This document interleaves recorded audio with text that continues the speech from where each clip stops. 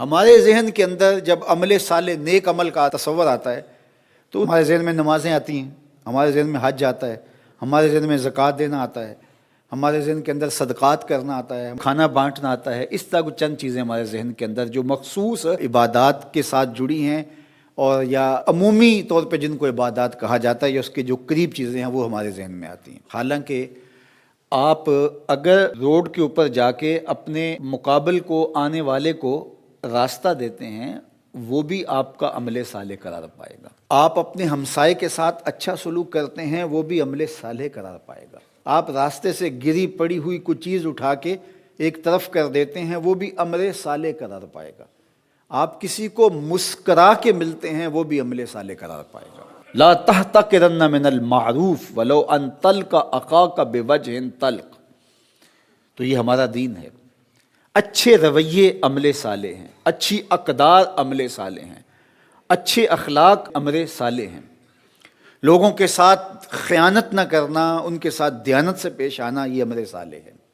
کاروبار کو اسلامی اصولوں کے طریقوں کے مطابق کرنا، یہ عمل صالح ہے۔ جو کہا ہے وہی دینا، یہ عمل صالح ہے اور عمل صالح ہے۔ آپ جو ہے وہ اچھی معاشرت کی تشکیل کے لیے جو کر رہے ہیں وہ عمل صالح ہے۔ مدرس جو پڑھا رہا ہے وہ عمل صالح ہے، شاگرد جو پڑھ رہا ہے وہ عمل صالح ہے۔ شاگرد کا وقت ضائع نہ ہو، استاد کا وقت ضائع نہ ہو۔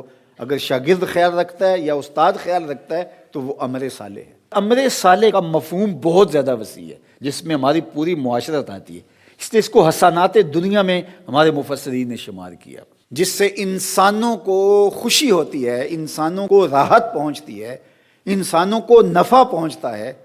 وہ کافر بھی ہوں اور ان کو بھی کوئی نفع پہنچتا ہے، آپ نے راستہ بہتر کر دیا اور اس سے کافر بھی گزرتا ہے اس کو بھی فائدہ پہنچتا ہے، تو یہ عمل صالح قرار پائے گا۔ آپ کی زبان سے نکلا ہوا جملہ جس سے خیر پھوٹتی ہے اور معاشرے میں صالحیت کا نور پھیلتا ہے وہ بھی عمل صالح قرار پائے گا۔ آپ اپنی گاڑی کو صحیح کرواتے ہیں اور اس کا دھواں ماحول کے اندر آلودگی کا سبب نہیں بنتا تو وہ عمل صالح کے زمرے میں آئے گا۔ اور اگر آپ کی گاڑی کے دھوئیں سے ماحول میں آلودگی پھیلتی ہے تو وہ عمل بد کے زمرے میں آئے گا۔ اور ہم سمجھتے ہیں یہ تو کوئی بری بات ہے ہی نہیں۔ راستے میں اگر کوئی آپ چھلکا پھینک دیتے ہیں اور اس سے کوئی بندہ نہیں بھی پھسلتا، کسی کا اتفاقاً پاؤں نہیں بھی آتا ہے، لیکن وہ عمل بد کہلائے گا۔ اور اگر راستے میں گری ہوئی کوئی چیز اٹھا کے آپ ایک طرف کر دیتے ہیں تو وہ عمل صالح قرار پائے گا۔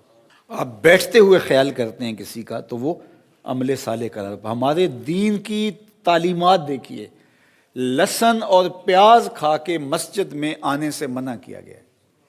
کیوں؟ کہ لہسن اور پیاز کھانے کے بعد ایک خاص قسم کی سمیل منہ میں پیدا ہو جاتی ہے اور آپ جب مسجد میں آئیں گے تو نمازی کو وہ تکلیف ہوگی۔ تو ہمارے دین نے اس تکلیف سے اس کو بچانے کے لیے اس امر سے منع کر دیا۔ تو کوئی سگریٹ نوشی کرے اور وہ دوسرے کو تکلیف پہنچے جو سگریٹ نوشی نہیں کرتا ہے تو یہ کس طرح جائز ہوگا؟ اعلیٰ حضرت امام اہل محبت علیہ رحمہ، اس زمانے کے اندر یہ بجلی تو نہیں ہوا کرتی تھی تو مسجدوں کے اندر دیے جلائے جاتے تھے۔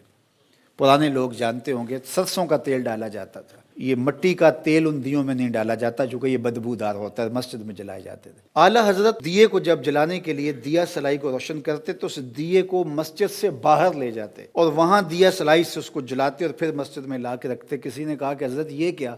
فرمایا یہ جو دیا سلائی ہے گندھک ہے اس کے مسالے کے اندر، اور جب اس کو جلایا جاتا ہے تو ہلکی سی بدبو پیدا ہوتی ہے۔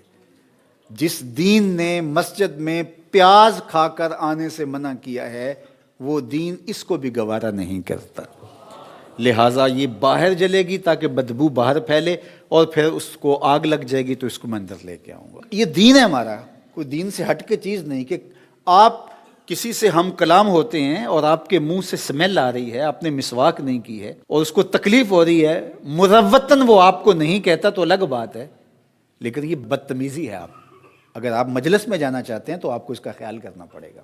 تو یہ صرف مینرز ہی نہیں ہے، یہ ہمارا دین ہے، ہمارے دین نے ہمیں یہ سکھایا ہے، یہ اعمال صالحہ کے زمرے میں چیزیں آتی ہیں۔ تو لوگوں کا